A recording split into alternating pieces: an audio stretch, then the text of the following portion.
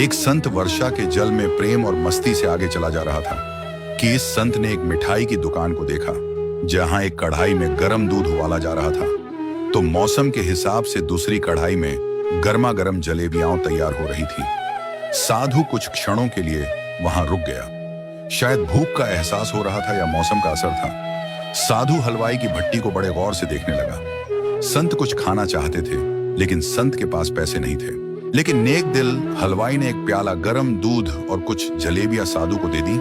साधु ने गरम जलेबियां गरम दूध के साथ खाई और फिर हाथों को ऊपर की ओर उठाकर हलवाई के लिए प्रार्थना की और फिर आगे चल दिया।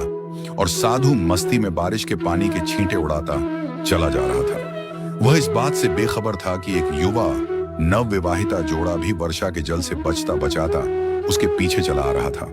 एक बार इस मस्त संत ने बारिश के पानी में जोर से लात मारी।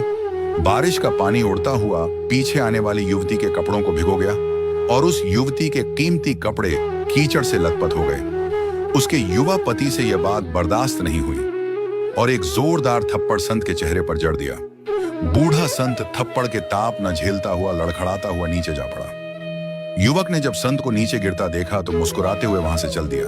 बूढ़े संत ने आकाश की ओर देखा और उसके होठों से निकला, वाह मेरे भगवान, कभी गरम दूध जलेबियां और कभी गरम थप्पड़। यह कहता हुआ फिर एक बार वो अपने रास्ते पर चल दिया।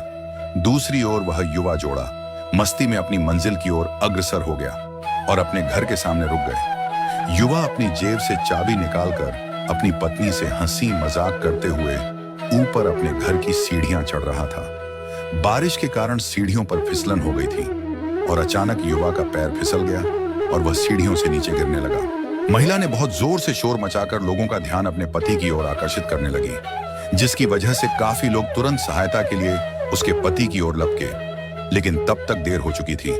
युवक का सिर फट गया था और कुछ ही देर में ज्यादा खून बह जाने के कारण उसके प्राण पखेरु उड़ गए। कुछ लोगों ने दूर से आते संत बाबा को देखा तो आपस में कानाफुसली होने लगी कि निश्चित रूप से इस संत बाबा ने थप्पड़ खाकर श्राप दिया है, अन्यथा ऐसे नौजवान युवक का केवल सीढ़ियों से गिरकर प्राण निकलना अचंभे की बात लगती है। कुछ मन चले युवकों ने यह बात सुनकर संत को घेर लिया।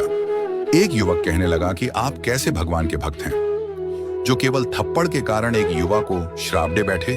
संत कहने लगे, भगवान की कसम, मैंने इस युवा को श्राप नहीं दिया। अगर आपने श्राप नहीं दिया तो ऐसा नौजवान युवा सीढ़ियों से गिरकर कैसे मर गया? तब संत ने कहा कि आप में से कोई इस पूरी घटना का गवाह मौजूद है? तभी एक युवक आगे बढ़कर बोला कि हाँ मैं हूं। साधु ने अगला सवाल किया,